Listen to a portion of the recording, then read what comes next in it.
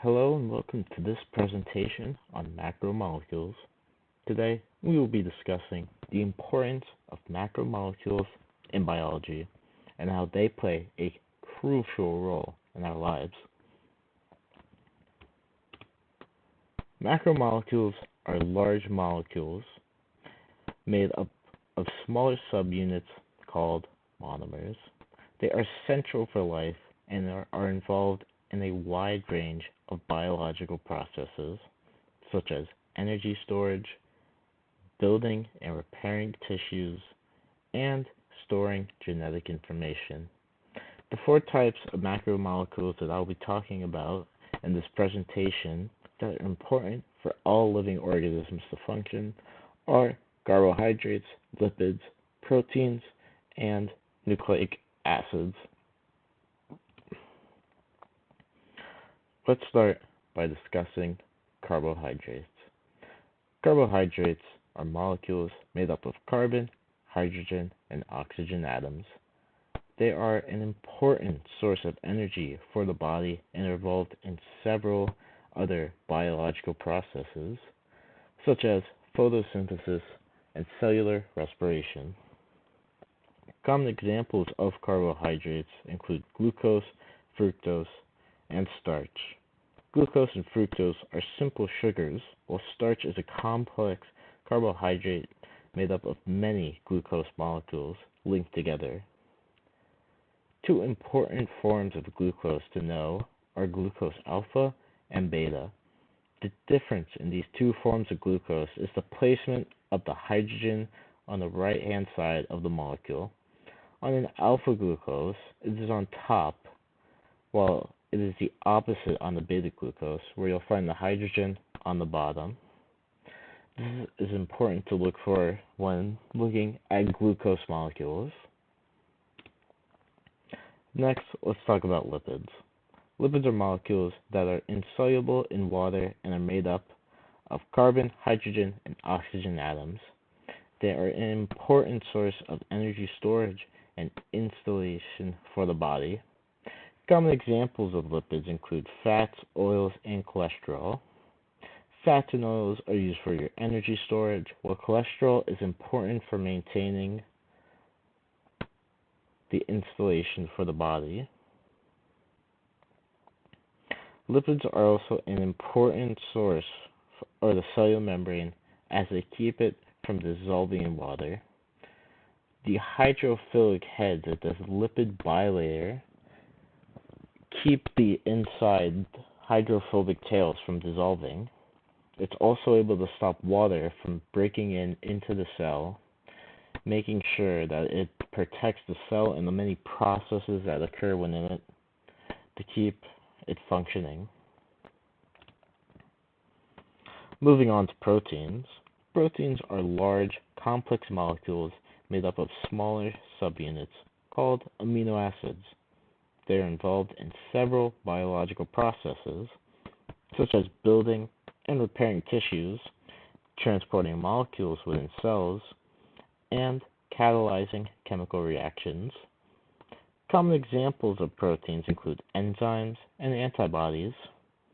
Enzymes are important for speeding up chemical reactions in the body, while antibodies help to defend the body against infections. Amino acids come in a wide range of forms. They all have an amino group and a carboxyl group, though. The amino group you'll find on the left, made up of a nitrogen atom and two hydrogens. And on the right is the carboxyl group, which features a carbon attached to an oxygen and hydrogen and a single oxygen atom. On the top of the amino acid, you'll find your R, which is meant to stand in from a wide range of different groups that make the difference between different amino acids and the proteins they make up. Finally, let's discuss nucleic acids.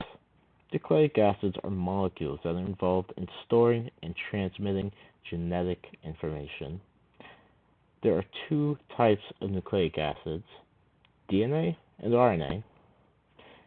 DNA is a double-stranded molecule that contains the genetic code for an organism, while RNA is a single-stranded molecule that plays a role in protein synthesis.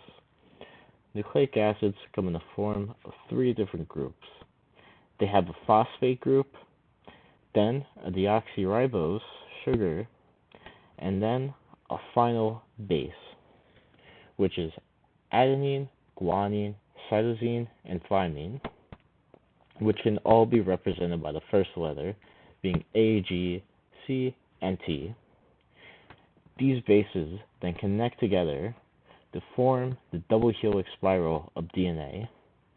The bases that connect together is A to T and G to C, or adenine to thymine and guanine to cytosine. There's also a U base for RNA that replaces thymine. Now that we have discussed the different types of macromolecules, let's talk about how they are made. Macromolecules are formed by linking smaller subunits called monomers together to form polymers.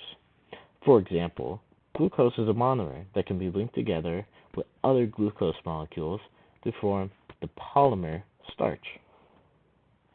Similarly, amino acids can be linked together to form proteins, which they do so in the form of peptide bonds. Carbohydrates come in three different forms, with a monomer being a monosaccharide, such as glucose. When you have two monomers linked together, you have a disaccharide, which is, for example, fructose, and any more than two monosaccharides linked together give you a polysaccharide, such as starch. The processes by which monomers are linked together to form polymers is called condensation. During condensation, a molecule of water is removed from each bond that is formed between two monomers. In this example, two glucose are joined together into a maltose molecule. Two hydrogen and one oxygen atom are removed to form water. This allows the maltose molecule to form from the two glucose and be stable.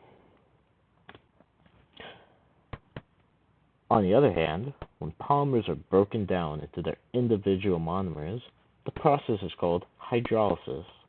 During hydrolysis, a molecule of water is added to each bond that is broken. In this example, maltose is being broken up with the use of water. The hydrogen and oxygen atoms allow the glucose to form and be stable. In conclusion, macromolecules are an essential part for life and are involved in a wide range of biological processes. And a short review for the four macromolecules we went over is carbohydrates, and that they're an important source of energy within the body, as the sugars, such as glucose, allow us to perform things like cellular respiration, giving us the energy we need. Lipids, there are energy storage and help us with installation, with a good example of that being fat. Proteins, they help us with transporting molecules and serving as catalysts in the form of enzymes. And finally, nucleic acids, which serve to store information in the form of DNA and RNA. And then condensation and hydrolysis, two processes that help us to form the molecules we talked about, with condensation helping to build up these molecules by removing a water in the form of an oxygen and two hydrogen atoms.